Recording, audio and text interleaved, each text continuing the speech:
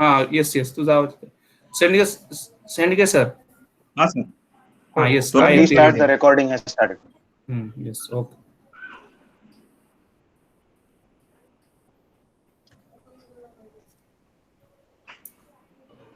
Torodmal sir, please start. Yes.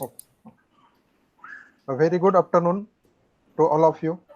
I welcome to all on this virtual platform on online PhD coursework organized by Department of Geography, Savitribai Phule Pune University, Pune.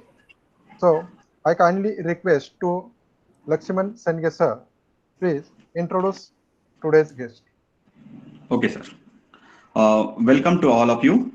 It is a great pleasure to me start this session. I am going to introduce today's guest lecture, Dr. Sudhakar Pardeshi, sir. Sir, currently working as a professor in Department of Geography, SPPU, Pune. Sir's education qualification is MSc, MTech, PhD. Sir have 24 years teaching experience. There is a major scientific fields and interest in geomorphology, remote sensing, geoinformatics, water resources, and hazard management. Under Sir's guidance, 6 students have awarded PhD degree and 3 students ongoing PhD. Sir is a member of various board of studies like Northeast Hill University, Shillong, SNDT Women's University, Mumbai, Birla College, Kalyan. Sir is also have some academic membership. Sir is Vice President of Indian Institute of Geomorphologists, IGI, Allahabad. Sir is a life member and Joint Secretary, Institute of Indian Geography, IIG, Pune. Life member of Deccan Geographical Society, Pune. Life member of Indian Society of Remote Sensing, Dehradun. Life member of Indian Meteorological Society, Pune. Life member of Association of Punjab Geographer. Sir is working as Associate Editor for Springer Special Information Research, SPIR, Journal, South Korea. Sir is the member of various editorial boards like Journal of Coastal Science, Maharashtra Bhugol Parishad. Sir has completed 2 major research projects funded by UGC, ICSSR, and 1 research project is going on. Sir has published 32 research articles in national and international journals. Sir has visited countries namely Malaysia, Chile, USA, Poland, China, Tunisia for academic and research purposes. May I request to, sir, you can start your lecture. Yeah, thank you, Mr. Lakshman, for a nice introduction. Thank you, sir. I would like to start my topic of discussion. Today's topic is quantitative and qualitative research. Yeah, I'm going to share the presentation.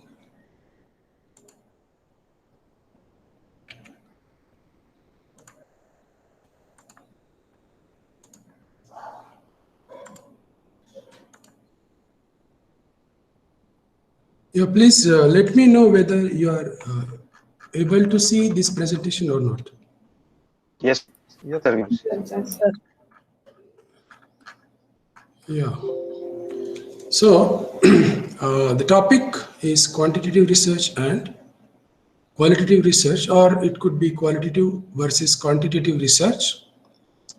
Basically, when it was asked me to deliver a lecture in this PhD coursework, then a thought came in my mind that which topic I should take, and I requested Dr. Devne just to give me some time, and then I thought I should go for quantitative research and qualitative research.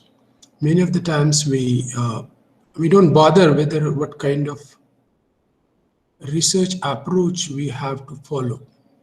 Of course, it is not very strict nowadays that we should go only for quantitative or only for qualitative research. But still, it is very necessary to understand the approaches which we are going to follow for our research work.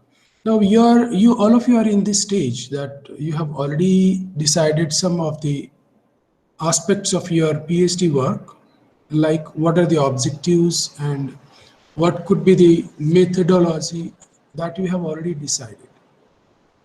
But still, you can modify it if required, and if you found that you have to modify it accordingly, you can check whatever you have to do or you can do for the modification of the methodology. It's very interesting to know about the research work or methodology, whatever we are going to do, whether it is right or wrong. So it is again the question that comes in mind, whatever I am doing, whether it is right or wrong. Before we go to our research guide, we should make it confirm what we are going to do, or whatever we have done, that is right, or whether you are going to going in right way or following the right path to reach the result or whatever the expected results. So for that, we should do lots of research work. We should go for literature review. There are many things. Maybe some of the resource persons have discussed many of the points which you have gone through already, or you are going to listen many of the resource persons related to number of issues which you are going to do during your field, during your research work. So I will start with very famous quote by Henry Ford. Yeah. What you have to do in the research, that is very first thing is thinking. And thinking is the hardest work. Which is probably the reason so few engage in it. The meaning is, we very rarely think. We very rarely think. That means whatever the work told by our research guide, we are just behind in completion of that work. Now, out of experience, I'm talking this. Many of the students, they normally say, yeah, it is told by my guide. Okay. But you have to think on it. Your guide or research guide, or maybe you have decided what approach to follow, which methods to use. That is definitely after the discussion you are doing. But you have to think about the methods, the approach, and in which way you are going to analyze and interpret the research work.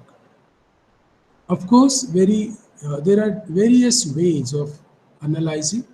There are different methods, but all these methods can be grouped in certain categories, and there are two major categories. One is quantitative method and the other one is qualitative, or you can say quantitative research and qualitative research.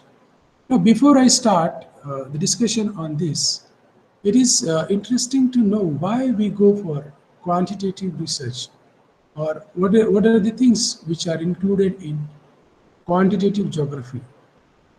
Of course, there was a great paradigm shift during the late 50s and early 60s about the quantification of the different objects or different features in the geography. And therefore, quantitative geography has become very popular. And why and how it is required, we'll start with the topmost circle, that is social and scientific knowledge.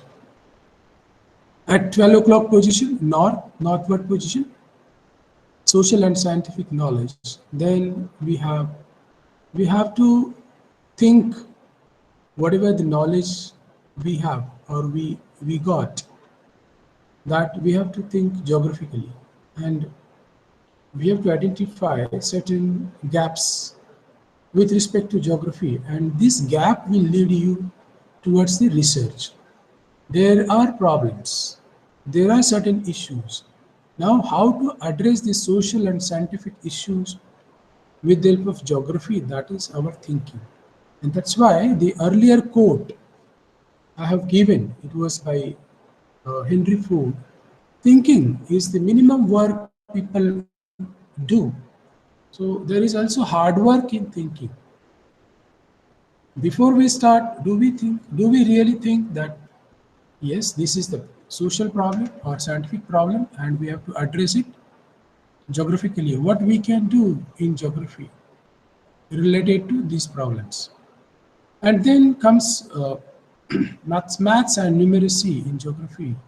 That also requires at very basic level. It is not necessary that you should do mathematical modeling, because that is not our field and it is not expected from the research student to go for mathematical modeling and numerical modeling. There are so many things in maths also which we can directly or indirectly apply in our field. But we are more say comfortable with statistics in geography. There are certain mathematical models that may require, but we can take the help of others to understand that. So quantification of the problem, even the problem, is also necessary. I'm talking about the research problem or the issues. It is also necessary before you start your research work. Then you have to identify different statistical approaches, whether you will use descriptive statistics or inferential statistics, or whether you are going to do statistical modeling. Okay. So that is also a part of thinking. Why you would like to go or you would like to follow particular statistical tool or modeling. That you have to identify first. You have to give thought on that particular aspect. Then comes data handling. So data handling again is a important issue in geography, or rather in many of the branches. Now you have a very emerging field, that is data science. That is also one of the interesting part that is going to be a part of GIS in near future. Almost it is a part of GIS now, but it would be a specific branch in GIS, particularly spatial data science or spatial data modeling. That is already started, but this data science is emerging branch, and that is going to be part of geoinformatics and GIS. So data handling is one of the major issues. Now we can handle the data by using different database management systems, DBMS tools.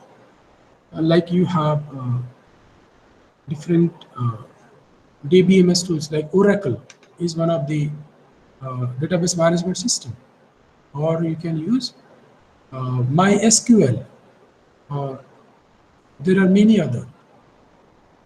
So such database management systems are required for data handling. I have seen that meagerly we use database management system in our case directly, but indirectly we are handling it through MS Excel or like SPSS or R or StatCraft. There are some of the database handling softwares and tools. So this could be the indirect use of database management system. We are not directly using the same database management system softwares like Oracle or MySQL. That we are not using, but we are indirectly using it through some of the other tools or softwares. Then comes GIS and remote sensing and other geospatial technologies. Other geospatial technologies are GPS, and nowadays you have UAV or drone. Why all these things are I'm discussing this is because we are talking about the quality and quantity, qualitative approach and quantitative approach. You have to follow all these steps, quality wise and quantity wise. Some of the aspects are very much related to quality of the data, quality of the work, then qualitative analysis, that is statistical analysis. Then you have use of GIS and remote sensing. Again, it includes both qualitative and quantitative data. Okay, then comes data visualization, that is maps and charts. Here also you have to check the quality and quantity. We know there are different types of maps. We are representing the data in the form of map. The data is visualized in the form of map. And if we know the data is properly collected, properly analyzed, then it becomes very easy to visualize the data. I'll give you a very simple example.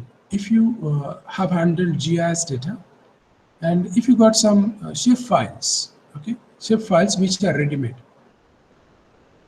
Now you can say, I got the shape file, but what is the quality of that work? You are not sure because you have not created that file or you have not digitized that particular shape. Now when you take shape file of any geographical area, and if you try to overlap it on the other data sets, you'll find that many of the times the boundaries doesn't match. Then you have to match the boundaries of the shape file and the other files which you are having with you. So this is what is required in the form of quality. What we are doing, are we going to do qualitative work? Qualitative work means qualitative data collection.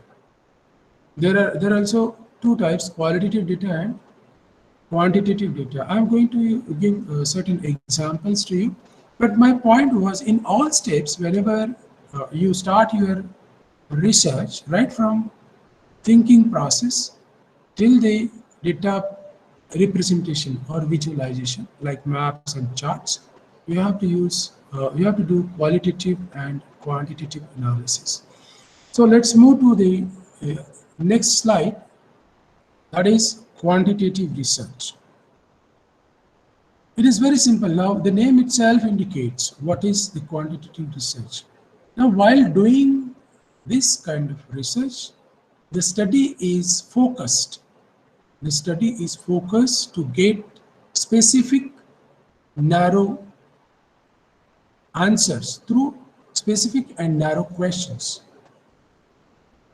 See, in quantitative research, you'll get very specific answers, but for that you should have very specific and narrow question. So then only you'll get the specific answer. Then in this research, we collect the numerical data from different sources, maybe from participants in social sciences or in human geography, from participants. Then we analyze that data by using statistics, and we conduct the inquiry in an unbiased and objective manner. Now you have certain steps in quantitative research. Beyond that, you cannot go. That means I'll give you a very simple example. If you have to do a morphometric analysis of drainage basin, that is quantitative approach to understand the basin. Okay. So what we do in that, we go for stream ordering. It is very focused. Wherever you'll get single stream, single line without any branching, That will be your first order stream, right? It is very focused. Now, if you have to find out first order stream on the map, you will find the same thing. But if you have to describe the first order stream in the form of text, then you have to describe it very long. As we know, first order stream is without any branching. Then you have to describe it. That is the difference in the specific and narrow questions and broad questions. I'm talking about the research question. So you have to, you can ask the specific narrow question. You can collect the numerical data from different sources. Here, numerical data could be anything. In case of human geography, it is from participants. Even in physical geography, from different sources, like you'll get the study area map that is in the form of satellite image, and you'll get the statistical data, okay, or you'll get the data, numerical data from the field which you have collected directly through the measurement. So that is definition of quantitative research. What we do the educational research in which we study through specific narrow questions by using numerical data and by analyzing the data through statistics in unbiased and objective manner. That is the definition. Okay, now I have one example here. How will you decide whether it is quantitative or qualitative? That we'll discuss later. But a problem can be quantified by using the questions like what or how many. If you are doing human geography research, then definitely you are going to check these questions, or you are going to add these questions in the questionnaire. If you have to understand the phenomena or any geographical entity in terms of number. Okay, so you are going to add such questions. What is that and how many? I'm going to explain that in the subsequent part. Now, in quantitative data, I told you about the quantitative analysis, the definition.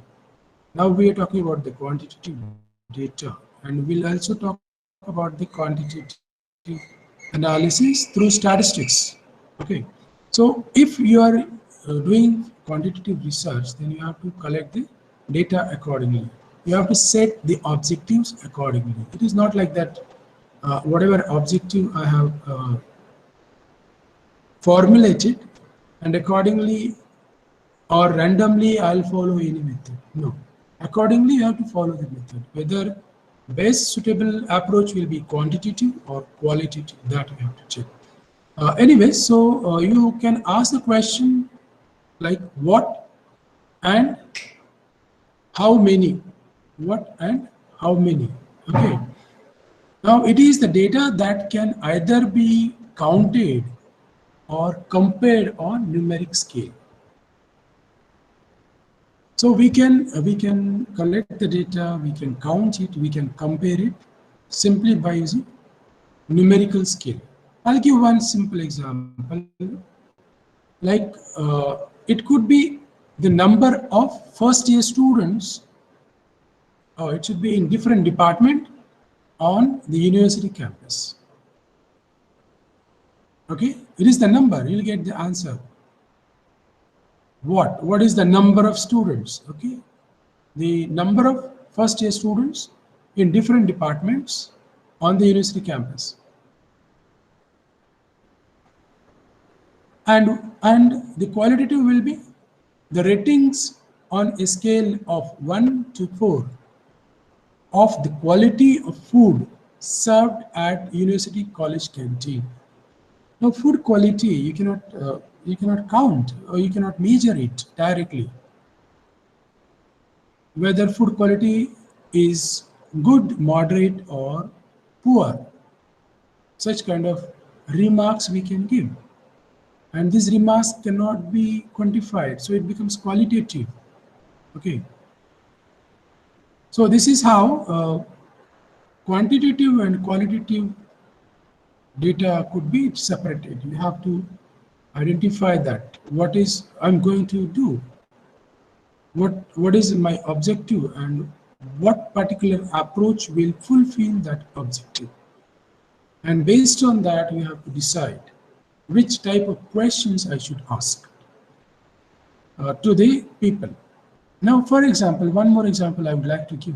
If you are, say, doing a questionnaire survey of water quality. Now, for a layman or for a common man, the questions could be very simple. You have to decide that. So what will be the question? What are you going to ask? Are you going to ask him what is the pH of water you are drinking? No, definitely not. Are you going to ask such questions? No. You will simply ask, what is the quality? How is the quality of water? People, whatever they understand from their traditional knowledge or information, they will answer your question. It is good, bad, very bad, something like this. Or whether it is tasty or it is hard or something like that. Because we have categories like hard water and soft water. That means normal fresh water. From the traditional knowledge, we can categorize only on the basis of such criteria. But the layman or the common man cannot answer your question if you ask, what is the pH of water which you are consuming daily? No. So such questions cannot be asked. So though it will be qualitative, it will be quantitative initially, then it will become qualitative after the analysis. So whatever the data usually we gather by using different instruments such as questionnaire, which can include rating scale. Rating scale, just like I told you, water quality, or a thermometer, like in field. I have given just one example, to collect weather data. Yes, that will be quantitative.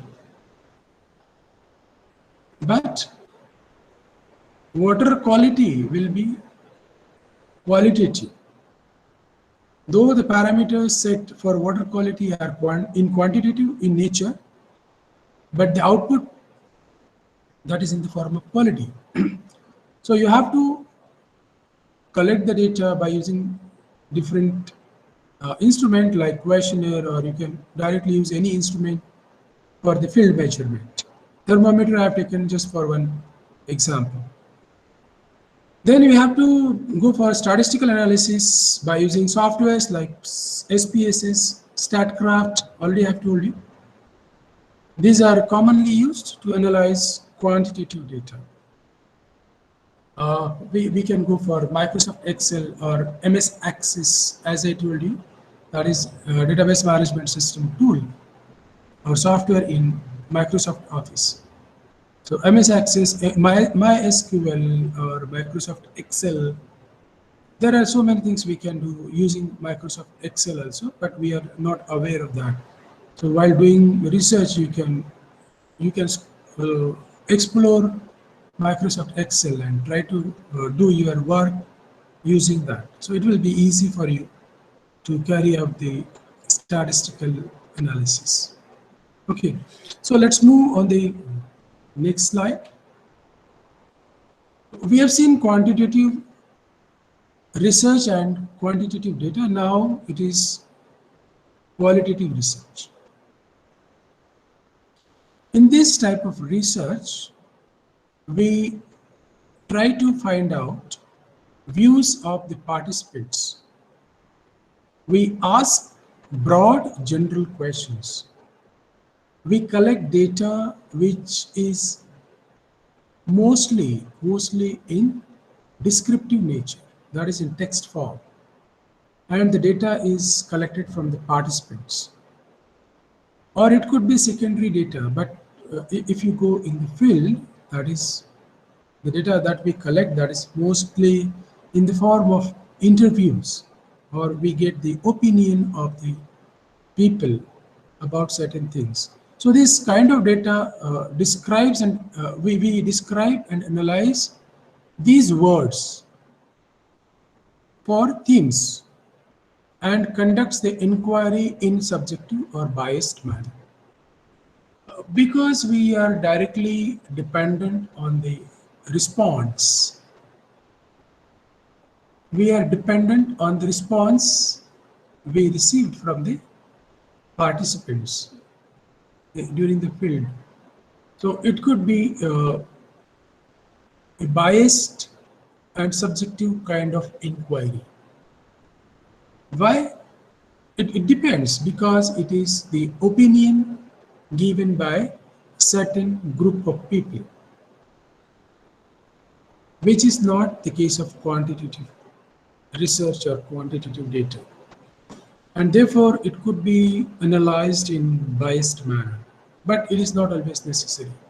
We can change all those things. We can change the samples, and therefore the biased nature could be minimized. So that is a qualitative research. Please note this again. The researcher or the person who is carrying out the research is dependent on the opinion or views given by the participants, maybe through questionnaire, survey, or maybe through interview. So we ask the questions which are broad and general in nature. The data collected is mostly descriptive in nature, and we have to describe and analyze the words for themes. You have to add certain, you have to make certain categories, and you have to fit all those responses in those categories. And finally, we have to conduct the inquiry, which is subjective or in biased manner. So this is the major difference in quantitative and qualitative research. Qualitative research asks broad general questions, but quantitative research asks very narrow questions. Qualitative research is subjective or maybe biased in manner, while quantitative research is objective and unbiased manner. Finally, it depends on the researcher, how the researcher is going to collect the data, whether it could be quantitative or qualitative. If the data collection itself is biased, then the quantitative research would not be proper unbiased research. Qualitative research, as I told you, the inputs we get from the participants, and that's how it becomes biased. It is not the researcher only who is thinking in that particular way. So let's move on the next slide. If you have any question, we can, what is the method? I don't know whether you are allowed to ask in between or you have to. Sir, they will ask it at the later point, sir. Okay, no problem. We try to avoid digressions during. Okay, so qualitative data, what we were talking about, it gives quality or characteristics. So these qualities and characteristics come through the observations, come through the questionnaires, come through interviews, and sometimes they appear in narrative form. I'm talking about a certain social science as well as human geography point of view. For example, it could be the notes taken during a focus group on the quality of food at Cafe Mac. Any example you can take, or responses from open-ended questionnaire. So this example, it could be the interview or notes taken from focus group. Now, if you are aware of the term focus group, I don't know whether it was discussed or not. But when you go for questionnaire survey, you have to identify certain category of people, and you are going to ask same kind of questions or questionnaire. By using questionnaire, you are going to ask the same questions to the focus group, and we are going to get notes. Or sometimes we carry out the interviews of focus groups. It may not be questionnaire, it could be interview. So from the interview or the questionnaires, we get certain points. These are nothing but the notes we take out while doing or carrying out the fieldwork. Or the responses we get from the questionnaire that already I have told you. So it could be qualitative data may be difficult to precisely measure and analyze. This point already I have told you. Like in earlier example, the food that is served in university canteen or college canteen cannot be measured precisely. So it is again, it depends on the, say, the taste which is liked by the person. I may like the taste of certain food item, or you may not like that. So it is again the perception and the taste that is the person gets. Okay, so that cannot be precisely measured, and therefore we have to go for a certain kind of methods which will give you more or less averaged or very close results. It will not give you exact or precise results, but you will be able to identify certain characteristics of those qualitative data out of such methods.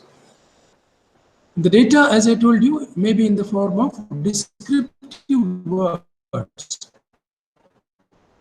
through which we can examine certain patterns, or we can get meaning, or we'll get certain output in a particular form. Output in a particular form means if I describe one particular object, and if the same object is given to other person, the person will describe it in different manner. If I try to find out common things from two different descriptions, I'll be able to get an idea about that object. Okay, but it may not be exactly the same object what the person has described. So that is what I'm using the word form. So we can examine the patterns or meanings from the given description. Sometimes we can use codes or coding. Coding can be used to get the idea or description of that qualitative data. One interesting part is the researchers can use coding. We can use the codes for certain descriptions. Now, coding will allow the researcher to categorize the qualitative data in different themes. We can put the qualitative data that is in the form of categories. So if you have to prepare the categories, then you should have the code. So different categories of qualitative data, we can identify these data by using different themes. And these themes will be related to our research questions. And after that, this thematic categorization can be used to quantify.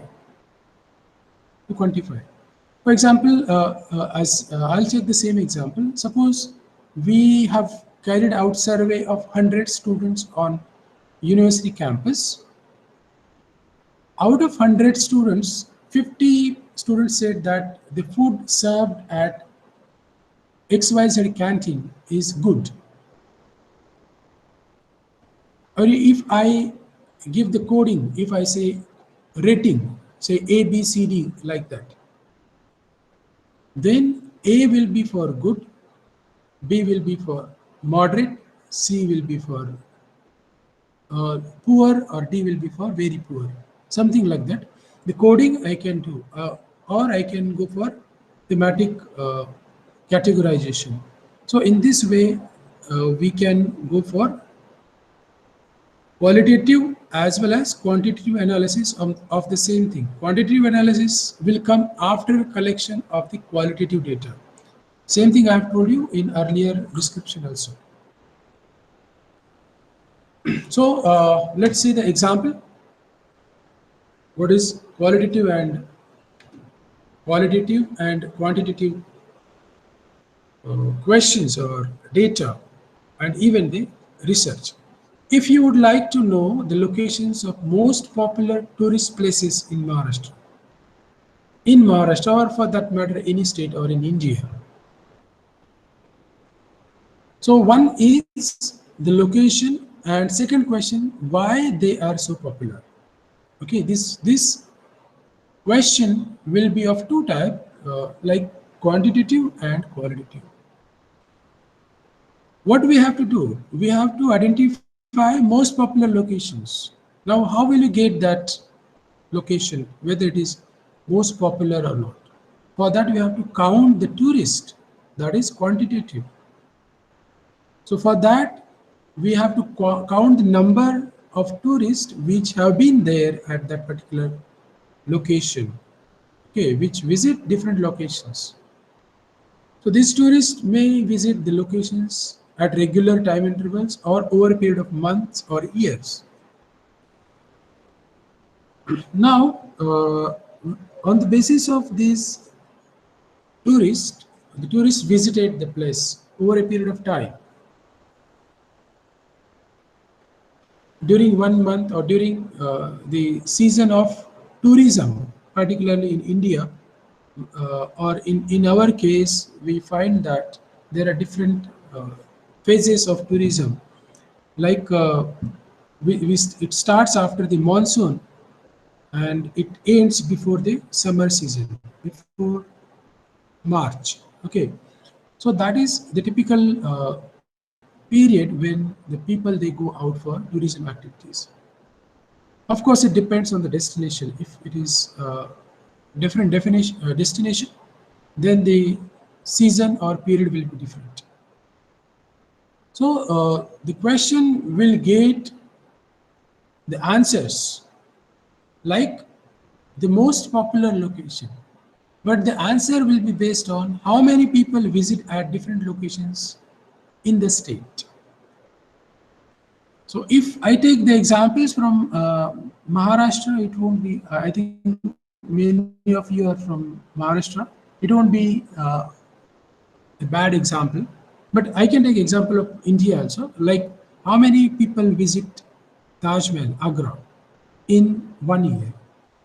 And at the same time, if I ask the question, how many people visit, say, Ajanta and Ellora caves in the same year. So out of these two, I'll get the most popular destination. If I categorize the tourist, again, I'll get the different categories. This is what is thematic division of the results. In earlier slide, I was talking about. Within the tourist, I can say the locals, maybe in the surrounding areas, people from the surrounding areas, then the national tourists and foreigners. So this could be the theme-wise categorization of the numbers. So I will get certain answer that out of these two, one is the most popular destination.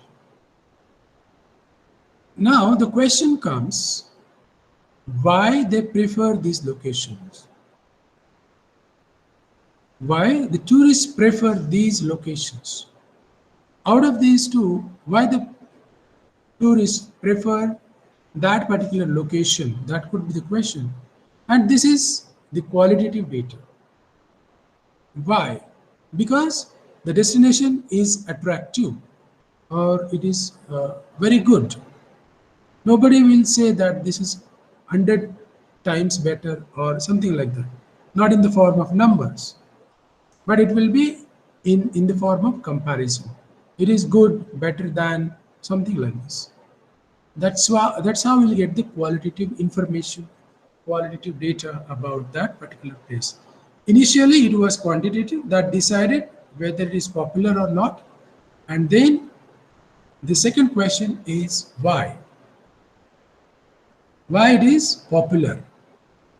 That becomes qualitative data. Okay, so we'll move on to the next slide. It is purpose of quantitative research. Now we'll come to the purpose.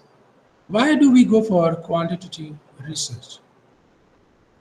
The main purpose is to generate knowledge and create understanding about the social world. This is more related to human geography, but again, I would like to give the example of watershed analysis, which is very commonly done right from your graduation level. You are doing watershed analysis, like drainage network analysis. Now, so far, you have carried out drainage network analysis for many times. I don't know. But have you asked the question, why do we go for stream ordering and stream numbers, stream length, bifurcation ratio? What is the need of this? I think nobody would have asked this question. It is very simple. You have to understand what is the total length through which the water is going to move. And if you get the total length, you can do so many things. That's why we go for stream length. What is the use of numbering? That is also a question. Same questions can be asked in social sciences or human geography. Why do we go for quantitative research? Why do we count the number of the people or population density? There are many such questions we can raise. So quantitative research will try to will give you answer of certain questions, which will help you to do certain kind of planning and management of all those resources. Like drainage basin analysis will help you to understand the drainage network, the water availability. It may be in the form of surface water, groundwater. There are many things. On the other hand, if you look at the population, you can check the population size, population density. Again, it will help you to understand and manage the different aspects related to services provided to the population. So this is why we require quantification of such kind of problems or such kind of issues or geographical phenomena. Population may not be a problem, but overpopulation is a problem. So you have to quantify that. So quantitative research is used by social scientists to observe phenomena or occurrences affecting individuals. Okay, so in social sciences, we can observe the phenomena, we can find out the effect on the individual. We can take the example of geography, as I told you, population density. Now it is very simple. If you have very high population density, definitely it is going to create burden on the resources available in that particular area. So we have to observe the phenomena, how much it is causing burden on the resources. That we can do. Like number of people dependent on one particular type of resource. They don't have any alternative, so they have to do lots of fight to get the resources. Okay, and that's why people, they are always in hurry to get before the others and get more than the others. And to solve such kind of problems, we have to quantify the population also. The results of quantitative research will specify an explanation into what is and is not important or influencing a particular population. This is what I told you. If you look at the particular population, if you try to find out the density of population in any state, district-wise density of population, and if the resource allocation, I mean resources in all terms, it could be anything, natural or any man-made resources. If you do equal resource allocation, then it will be injustice with the population, the people, because in some districts the density is very high, in some districts it is relatively low, and therefore you have to find out the density, or you have to quantify that, and then accordingly you have to plan, you have to do the management. So your the research is going to influence, it is going to give certain results, and that result will affect the population. Quantitative research is also used to create an awareness of truths about the social world. It is applicable in human geography also. You can take any example like tourism. I have told you, if the tourist places are overcrowded, definitely you are going to ask the people not to visit the place, or you are going to reduce the place. We have very good example of such kind of analysis to make aware people. You might have heard about the Khas Plateau in Satara district, which is always overcrowded by the tourists or visitors during the flowering stage of the plants. That is the main attraction of the plateau. But the overcrowding led to disturbance of the flowering plants. Disturbance to flowering plant. It started disturbing the entire system, and therefore the people or the tourists were restricted to go there. So such kind of awareness or such kind of steps we can take about the social world. Okay, it is necessary sometimes, and therefore quantification or quantitative research is required. So let's move to the next slide. What kind of inquiries we can do? There are different methods of study, forms of study or methods of study. Like we can study, collect and analyze the data, and we have to provide the answers to the questions. Okay, the questions which we have formulated in the form of research question. It depends what is the research question we have asked. If you are asking about the Human Development Index, now to find out the quality of the life, we go for Human Development Index. But what are the inputs in that? There are inputs which are in the quantitative form. For example, happiness index. It is qualitative. Happiness is qualitative, right? But the basis of measuring the happiness is quantitative. So that's why we have to go for quantitative research. Quantitative research was developed from a perspective known as positivism. What is that and why it is required? The researchers could objectively study same population and verify or refute or deny. Refute means deny, verify or deny the claims. For that, the quantitative analysis is required.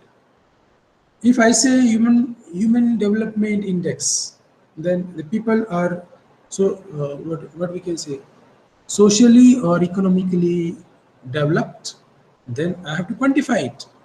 After quantification only, I will say yes, they are, or no, they are not. So such kind of analysis and verification is very much possible through quantitative research. Through the analysis of data, the perspective of positivism held that research could create an unbiased understanding. If you get the result and whether the result fits in the category of a particular say result category, then we say yes, it is, or no, it is not, or it is not as per the expected or the given. So that kind of unbiasedness is possible, and we can collect such kind of data to get the particular result which is unbiased, which is having again universal impact. So this is how we go for quantitative analysis. It is one part. Second part, there are other methodologies which are methodological perspectives, mainly qualitative, rhetorical, and critical. Some of these are not at all required in geography, but these are required in social sciences, rhetorical and critical. But if I go for certain anthropogenic history or evolution, and like in anthropology, I may require rhetorical analysis. Qualitative research, rhetorical and critical. These are the examples. Quantitative and qualitative research, as we have seen, which are mainly focused on participants or human subjects. So we know the sample or the area that is studied through quantitative or qualitative research. While rhetorical and critical research are expert or text-centered. Now, if I know different aspects of human society, then I may give my opinion as an expert. Or if I get certain document, maybe you might have studied or heard about the archaeological studies. So archaeological studies are again dependent on the evidences which are present, and on the basis of those evidences they try to find out they try to relate with the life during that particular phase or the socio-cultural aspects of that particular period. So they are indirectly inferencing all these aspects from the available evidences. It could be text, image, or any artifact that is available. But no, it is not possible to go and survey the human being. Okay. So rhetorical research provides us reflective understanding from all these aspects, while qualitative research uses more descriptively characterize the impact or reality of the focus sample population. In earlier description also, I have told you focus group. We can identify the focus group of a particular characteristics, or you can say, let's talk about the politically marginalized groups. This could be a little difficult, but it is very common subject. Politically marginalized groups in the state or in any particular area. It could be at panchayat level or maybe at assembly level. There are different marginalized groups in the form of politics. I mean, in the political activities or related to politics. Now, if I have to talk about these groups, then I have to identify the focus group. I cannot go and check each and every individual of that particular community. No. For that, I have to focus. I have to make a focus group, and then I'll go for interviews, or I'll go for questionnaire survey and all. And therefore, the qualitative research that is uses the data that is descriptively characterized the impact or reality of the particular sample focus group. The data that is used by the researcher, particularly in qualitative research, that is based on the sample. Okay. As I told you, rhetorical research is based on the text, image, artifacts, or whatever the evidence is available.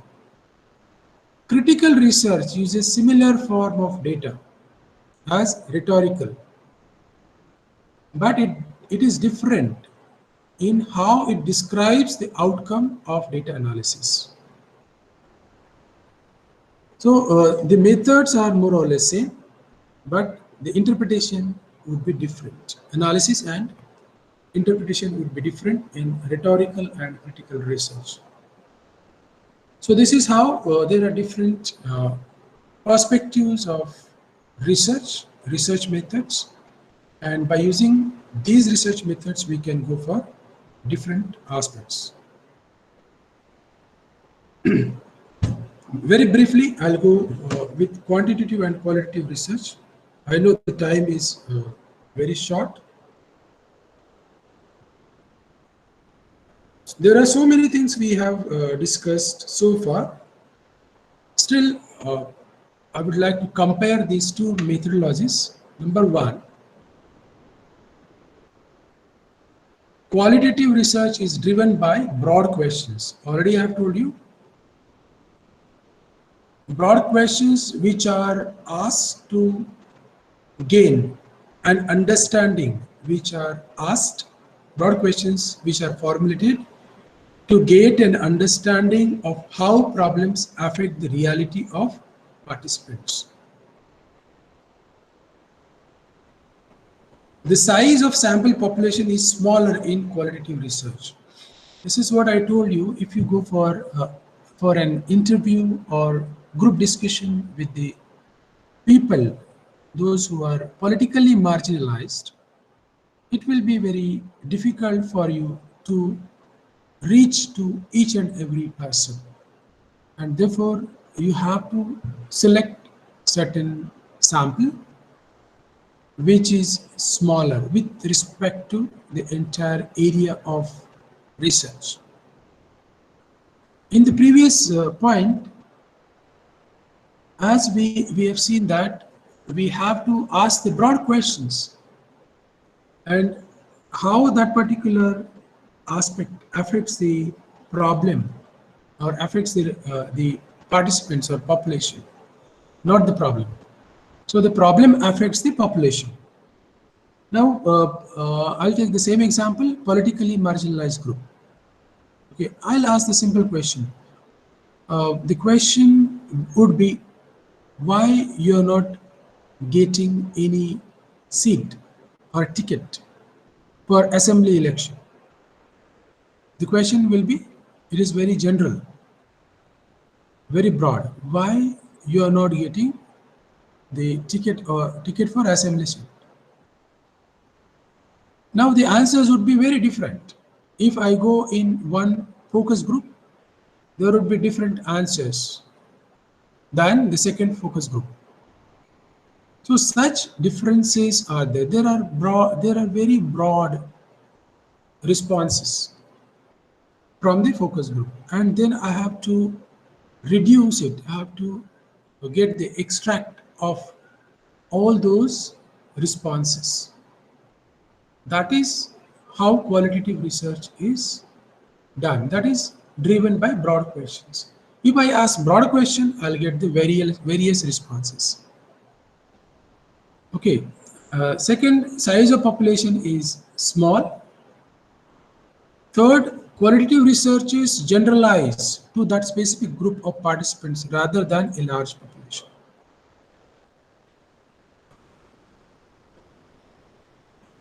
So if I get certain kind of groups, then I have to generalize to that specific group of participants.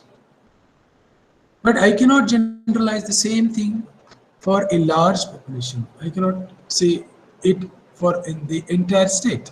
If I am asking for the people, those who are not getting, or those who are not actively participating in politics, so that I cannot generalize for the entire population.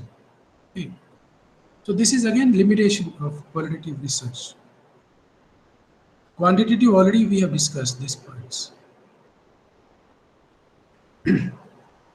So with reference to earlier points, again, we have discussed it. It focuses, quantitative research focuses on narrower problems.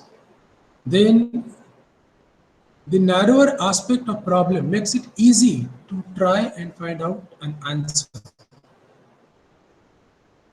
As compared to qualitative analysis, quantitative analysis or research is more focused. Okay. In case of quantitative research, we try to measure aspects of a problem. Why? We try to measure aspects of a problem to understand the relation to the other variables. Now, if we try to understand the relation with other variables, it will become very easy to identify the causes of the problems. And therefore, quantitative research is done to relate the problems with the other problems. A problem one with the other problems, or variable one with the variable two. To do so, the quantitative researchers collect the data which can be quantifiable. The data is collected which is quantifiable. I cannot quantify each and everything. I told you about the example of the taste of food or quality of food that is served in the university canteen. That cannot be quantified. But the quantity, yes, how much food is served, how much, that can be quantified.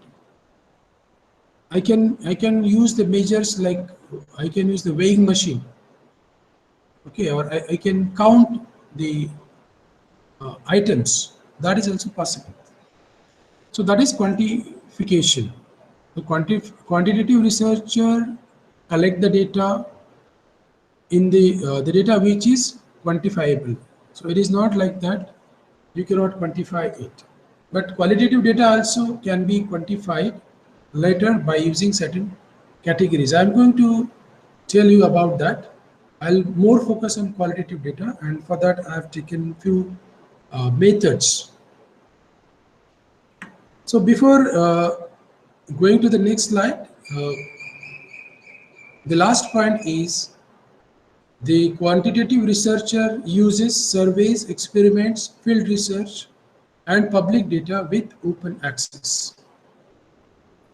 Okay, so these are all measurements or quantifiable data sets. Let's move to other slide, and I have maybe the generating concepts and supporting theories. This is not directly required now. I'll skip this. The only important point is the formation of concepts and support of theories are the outcomes generated by quantitative research. First, you have to test something. You have to test means analyze. You have to analyze something or assess something. Then on the basis of that only you can formulate certain concepts and you can support the theories. For that, quantitative research is required. Rest of the part is again related to that, but it is not now the point, or the time is limited now. Last point is theories are based on the evidences resulting from quantitative research, and they suggest how and under what conditions phenomena work, change, or affect the population. So, if you have to formulate concepts and theories, basically, the in nutshell, if you have to formulate concepts and theories, then quantitative research is must. It is required, and you will get the whatever the result you will get on the basis of that. You can say that theory is supported. Okay. Before I start, what to do, whether quantitative research or qualitative research, it is very interesting quote. Sometimes hard work does not pay, but smart work does. And then I'll move to this, deciding when to use quantitative research. So instead of doing hard work, if you go for smart work, of course it depends what is the objective you have decided, what are the objectives and the methods you are going to use. Still, you can go for quantitative aspects, and you can decide when to do quantitative research. While deciding whether you should go for quantitative research or not, you have to check the methodology, which you have maybe partially you have decided by through the discussion of your research guide, but you can check the ways in which you can modify it and you can make it more quantitative in nature. This is what is told. The researcher must go back to the goals of their research. Goals means the objectives, which objectives we have decided, and what is our aims. What are our aims and objectives? Accordingly, we have to decide the whether we can go for quantitative research or not. Particularly, quantitative research should be selected if it fits the claims the researchers are trying to make. Yes, if I say I have to measure, I have to analyze the morphometry of the channel, then obviously it is quantitative analysis. If I say I have to check the quality of water, then it becomes initially quantitative and then qualitative. Okay. Initially it becomes quantitative and then qualitative. For example, I can go for measurement of pH, hardness, or what you can say other parameters which are present in the water. That is quantitative. But the taste that is taken by the people, those who consume that water, their appreciation to the taste, odor and color, that is also a parameter of water quality analysis. Quantitative methods have several strengths regarding social science research, but they must be conducted carefully and researcher must be cautious when deriving generalizations. Particularly in human geography and social sciences, when we go for certain statistical analysis or any kind of quantitative analysis, then we cannot generalize that result with the entire population. That is, in short, I have to say, people of India, for example, I'm talking about general people of India. They are fan of the sports like cricket. Okay, this is very general statement, and for for general statement it is correct. But if I say all the people in India they are fan of cricket, it won't be a proper statement, because whatever the sample I have taken, most of the people from those sample data, they are fond of or they like cricket. But it is not necessary that all the people. So it will be very generalized statement. So I have to take care while making such kind of statements on the basis of quantitative methods. Okay, this is one simple example I've given. So you can actually find out such kind of things through your research. There are certain examples of qualitative data collection and analysis, and I have taken one very popular method that is used in social sciences, that is Likert scale. Likert scale is not very new, it is very old. So if you think about the Likert scale, this is very commonly used, but this is very interesting to know about the qualitative data collection and analysis through Likert scale. There are other methods also, but I have taken this method as a representative method. Please note that this is, I won't say that this is the best one. It depends on the topic, it depends on the questions, it depends on the data which we are going to collect and the purpose of collection of data. So I won't say that this is the best method, but this is one of the popular methods which is used for rating or by using the scales. Like Likert scale is a rating system which is used in questionnaire surveys. These questionnaire surveys are designed to understand people's attitudes towards a particular thing, or opinions about something, or perceptions about anything. So Likert scale is used by, say, giving rating from, say, 0 to 5 or 1 to 4, something like this. In this case, subjects choose from a range of possible responses to a specific question or statement. Responses typically include strongly agree, neutral, disagree, and strongly disagree. So these are the categories which you cannot quantify. Suppose I like something, so I like it very much. This could be the response of the person. Sometimes people make it more in fancy way. Oh, awesome. I like it very much could be awesome. This could be the response. But you cannot put both these responses in one category. For that, you have to give certain framework to the respondent, that you should not use some fancy words or something like that. And that is again a main problem in rating or scaling of certain things or certain phenomena. So often the categories of responses are coded numerically. So you can give the number or rating, in which case the numerical values must be defined for that specific study.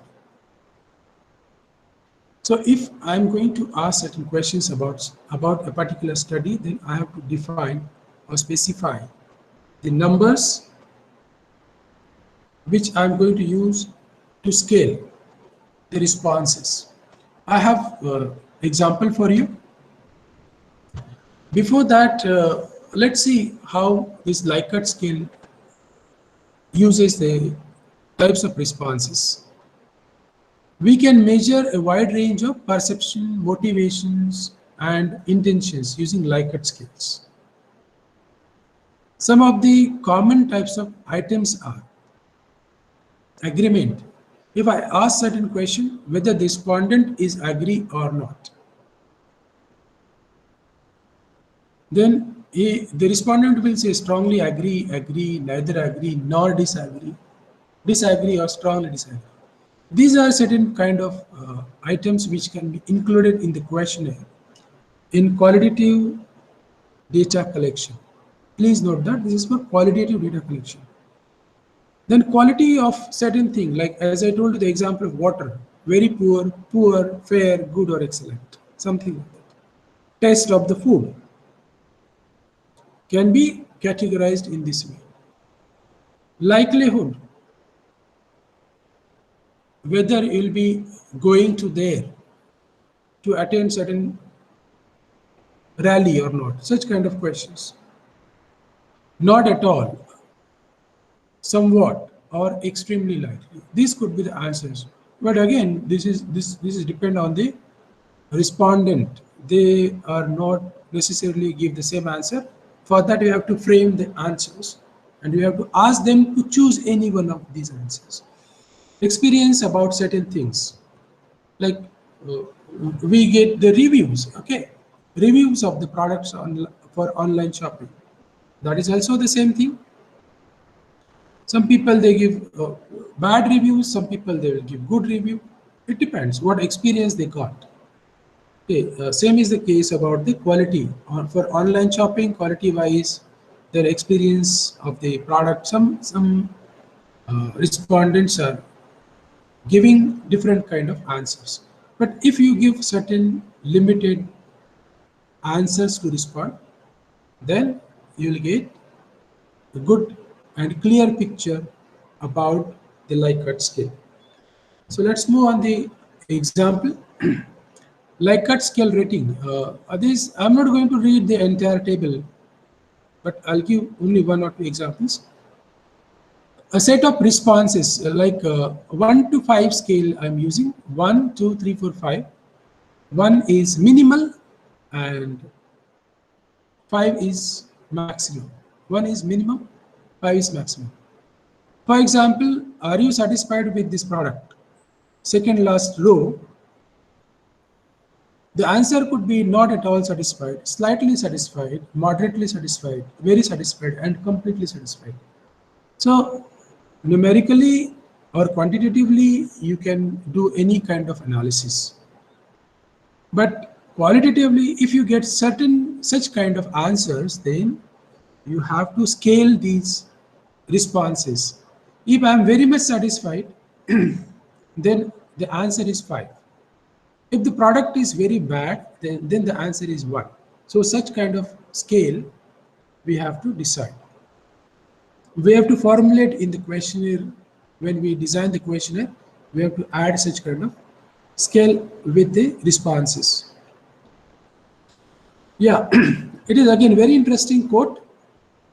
After doing qualitative and quantitative analysis, collection of quantitative data and qualitative data, we have to put all these things together to analyze, and out of our analysis, the research should have certain things to tell to the reader. And this is what is quoted here by Richard Harris. Good analysis has a narrative, a plot that the author wants the reader to engage with, a message to take away, to consider, and to debate. Now, if I have carried out a good qualitative and quantitative survey, data collection, then analysis and interpretation, definitely I have a story to tell about. This is more applicable to human geography part of the research, but even in physical geography or in other sciences also, we can have the story that we have to tell the audience. Audience means here the readers.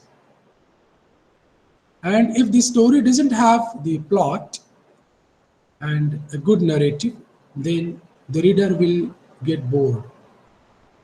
So the reader will consider if it is having something good, and then only he will start debating. Okay. So analyzing Likert scale. Before this, I have told you what is the importance of good analysis. We can use Likert type questions and Likert scale, but it is important how to deal with the result. Result means which we are getting. For that, we can go for ordinal versus interval level data. We can arrange the data, or we can put the interval level kind of analysis. The data can be divided into two different types because they are associated with separate analysis procedures. Like data from individual Likert type questions are treated in ordinal level, and data from the overall Likert scale are treated as interval level. I'll tell you, if you have to go question by question, then it will be in the ordinal kind of level. And if you summarize all the questions together, for example, the result you are getting, if you have asked 20 questions, out of 20 questions, what is the total of all the responses? And you will get the average of all responses. So total divided by 10, you will get the average opinion or attitude of the respondent about certain thing. Okay, so that will be your interval level analysis. I'll move very quickly. So in ordinal scales, what we do, we have a rank that is higher or lower.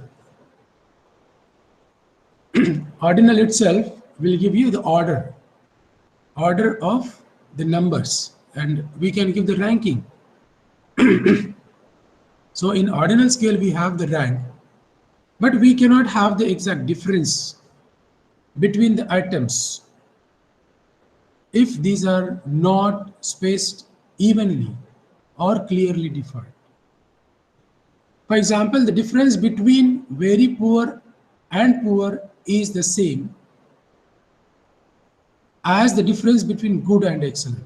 So you can't be sure about this, whether the difference between very poor and poor is same as the difference between good and excellent or very good.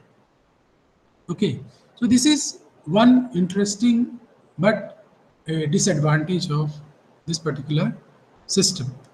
Interval scales have clear order, and the differences between each point is evenly spaced. So the difference between very poor and poor is same as good and excellent. Like in non-Likert rating scales, from 1 to 10 can assume that the difference between 2 and 4 is same as the difference between 5 and 7. So it is very obvious, like there is difference of 2 between these two numbers, but it is non-Likert rating scale. In Likert rating scale, we use the qualitative measure and then we convert it into the scale. This is why the question comes. So overall Likert scale data is often treated as interval because it is a composite score made from adding answers to 4 or more questions. Like in previous slide, like we have 1 to 5 scale, and out of say 11, 12, some options are there. If I take 10 options, so I got 10 responses and I'm making all these responses, I'm collecting, making composite score of this, and then I will use the interval scale. So we can use ordinal as well as interval, but the problem is of defining the difference. So for this, we can use descriptive statistics or inferential statistics also. Very few slides are there. If you give me some more time. Yeah, Devnesha, is it okay if I extend it for? Yes, sir. Yes. Yes, sir. Yes, sir. Please finish. Yeah. Yeah. So we can use descriptive statistics, like the questions can be individually analyzed, as I told you earlier also. So in ordinal scale, we can analyze individually. or deeper insights into specific attributes. So if I have to get deeper insight of a specific problem or attribute, then I can analyze it individually. So all these questions measure a single trait or attitude. When we combine it, they can also can also be grouped together and analyzed as Likert scale. So these are this can be treated individually as well as in the form of group. So, but after grouping, you have to give the scale. We can code the answers to each question into numbers, and we can again do the average of these. This is what I told you in earlier description. Like you can go for overall attitude score of each respondent out of the total questions. We can have the example like by using the sample, the data collected, we can find out through statistics, we can find out mode or most common score. So maximum response, that what we do normally, we try to find out what is the maximum response we have received for that particular question. And we assume that that is the actual perception of the people, okay, depending on the responses. We can also create chart, bar chart or bar graph for each question to visualize the frequency of each item. So in case of ordinal data, as I told you, we can use individually all the questions, and depending on the respondents' responses, we can plot the frequency and we can get an idea. In case of interval data, as I told you, we add up the scores from each question to get the total score from each participant, total score which we have received from each participant, individual participants. And then we can find out the mean or average. Mean, average, or standard deviation, or any other thing we can do with that. Or what is the distribution of the responses that can be found. So this is ordinal or interval data through descriptive statistics. Data analysis through descriptive statistics. Then comes inferential statistics. Very quickly, I'll tell you. We can find out the relationship between the features or between the particular phenomena or between particular variables. So we can find out correlation between different responses or patterns in the whole data set. So if the person says for for question 1, the answer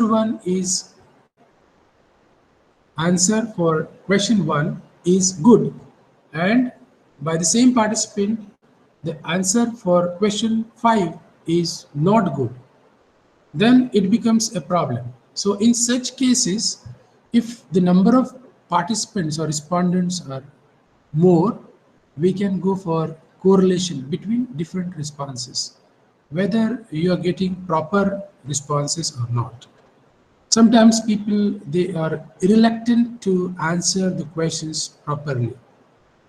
Sometimes the questions are very bore for them, and therefore they, for the sake of completion, they complete the questionnaire, and that's why these kind of problems come. Whether you treat your data as ordinal or interval, that impacts your choice of parametric or non-parametric statistical test. So if I have to treat the data whether in the ordinal scale or interval scale, on the basis of that, the statistical test will be decided. Parametric tests make stricter assumptions, like even spacing. As I told you, interval data, you have even spacing, ordinal data, it is not even. So such as even spacing of data than non-parametric test. In case of ordinal data, use non-parametric test such as Spearman's correlation or chi-square test. While for interval data, we can use parametric tests like Pearson's or correlation or t-test. So if you are going to use Likert chart, and if you have to treat or analyze the data, then you have options whether you go for ordinal kind of analysis or interval kind of analysis. If you go for ordinal, then you can use non-parametric test, and if you go for interval data, you have to use parametric test. Okay. Other examples, these I'm not going to tell you in detail like Likert scale, but these are some of the examples which we can use if you are not going to use Likert scale. Osgood's semantic differential. So semantic differential technique can be used, and this is similar to Likert scale. This is again for qualitative analysis. So you can find out the attitudes of the people. Okay, and by using Osgood's semantic differential, we can get binary responses. Binary responses like good or bad, strong, weak, or passive or active, something like this. Yes, no kind of responses. And based on that, we can find out the result. Yes, these are the semantic differential scales. This is just example I've taken from the same research article. There are only two things, whether you can say it is bipolar or binary, weak, strong. And within that, you have to just mark or tick whether it is towards the weak or towards the strong side, or cool or warm side. Such kind of responses are possible. But we have to take care while defining these kind of phrases, using these kind of words. Sometimes these kind of words may lead to different meanings, and again it depends on the respondent. The respondents will take these words in different ways, and that's why we have to think about. For example, it is given friendly, unfriendly. The last two lines, maybe I will use friendly and not friendly, or the third type will be friendly or hostile. So it depends on the situation for what kind of phenomena or what kind of research work you are designing the questionnaire. Depending on that, you can use such kind of phrases or words in semantic differential scale. Again, this is similar to Likert scale.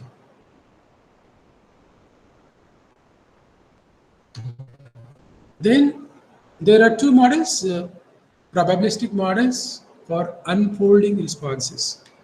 I'll suggest you to go through these probabilistic models. Particularly, these are having advantage. Very quickly, I'll go. Attitudes are identified with latent trait instead of manifest scores. So instead of going for scores, we can identify the attitudes by using the probability in the analysis. Statements and persons are located simultaneously on the attitude continuum.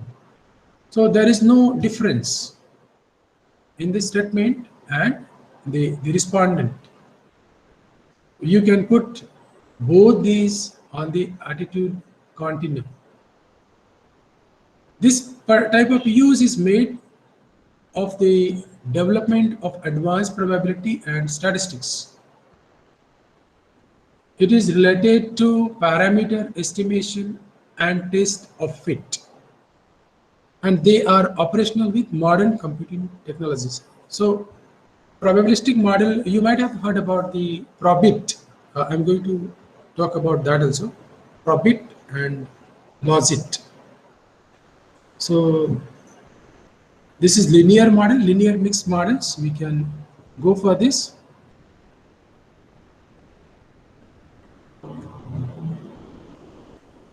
So we can use cumulative logit and probit models, and this can be specified as logit or probit models for the probabilities of exceeding each of the ordered categories. So in short, I'll suggest you to, if you're interested to go through it, it is again very simple and we use it in statistics also. Logit and probit models can be used. Okay, just go through it. Logit depends on the, okay, satisfaction lies in the effort, not in the attainment. So for doing research, you should get the satisfaction and you should not do the research only for the sake of completion.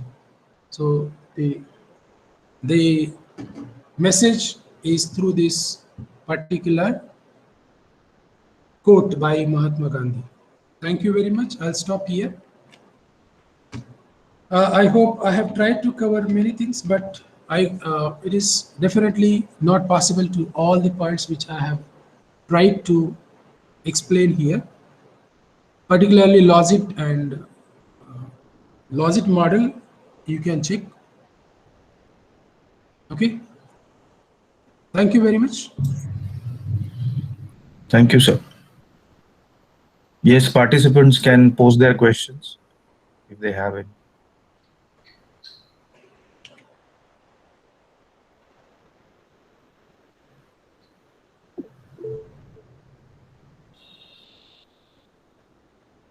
Hello. हा Yes. Doiphode sir विचारा. हा sir, मला सरांना एकच प्रश्न विचारायचा होता. साधारणपणे सर क्वांटिटिव्ह मध्ये ज्यावेळेस आपण डेटा एंट्री करतो तर कुठल्याही सॉफ्टवेअर मध्ये असेल, एक्सेल मध्ये असेल किंवा स्पेसिस मध्ये असेल किंवा आर मध्ये असेल, कशातही असेल. समजा फॉर एक्झाम्पल माझी सॅम्पल साईज 600 आहे.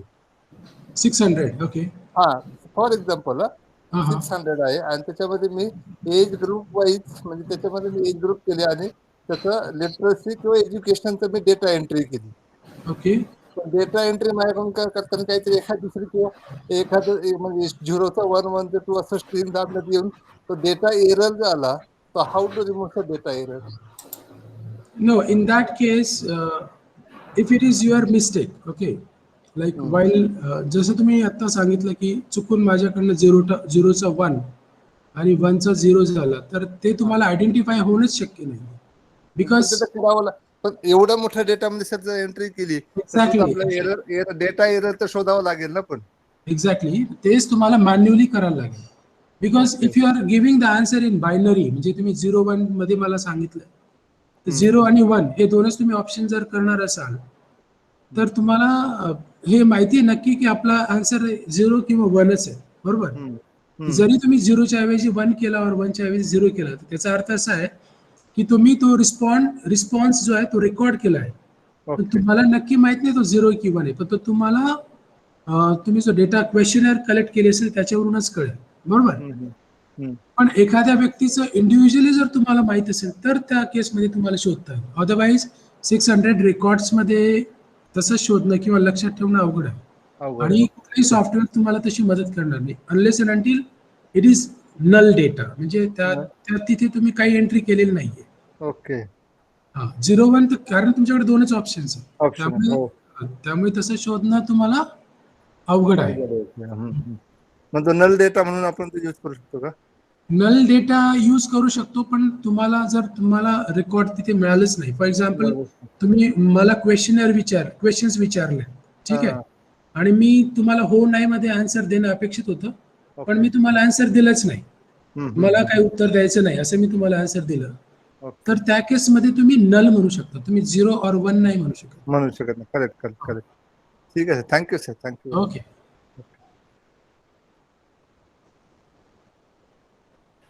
Sir, may I ask a question? Sure. Sir, you have stated that Likert scale is generally having 5 points or 7 points. So can we customize it to 3? Because you said 1 and 2, there is hardly any difference. Right. Strongly agree and agree. So can Yeah. we make it for 3? Yeah, we can make it for 3, but remember that the response you'll get, suppose you are asking me the question and I have to answer out of 3. But if I'm not comfortable to answer only out of 3, then I will say I will be not answering that question, or I will not answer it as per my appreciation. Okay. Suppose I like it very much, but you don't have the very much option. You have only good option. Okay. Then I have to answer good. But in reality, what is my response? What will be my response? I like it very much. Okay, something like that. And therefore, we should go for appropriate set of responses instead of 7 or I won't say 7 or I won't suggest 3, but 5 will be moderate.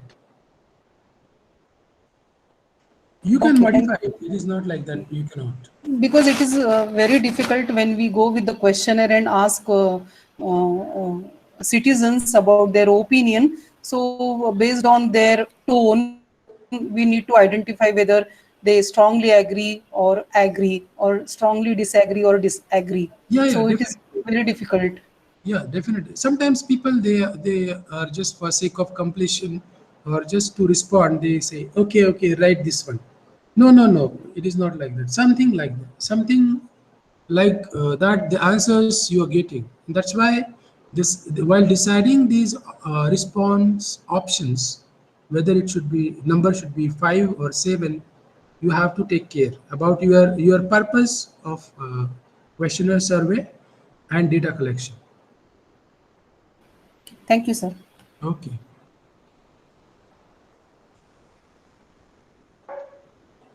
Yeah, any more questions, participants?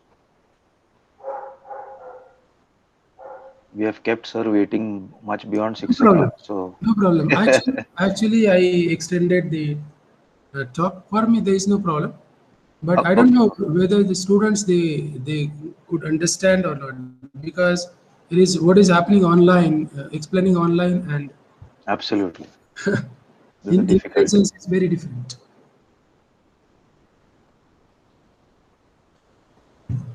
I hope you can share my email to the students if they are Sure, interested. sure. We'll do that. Would We'll do like to ask the questions later, they can ask me any point of time. There is no doubt. The only thing is you don't expect that immediately I should answer. It may that. take 1 or 2 days. Right, sir. Right. Okay.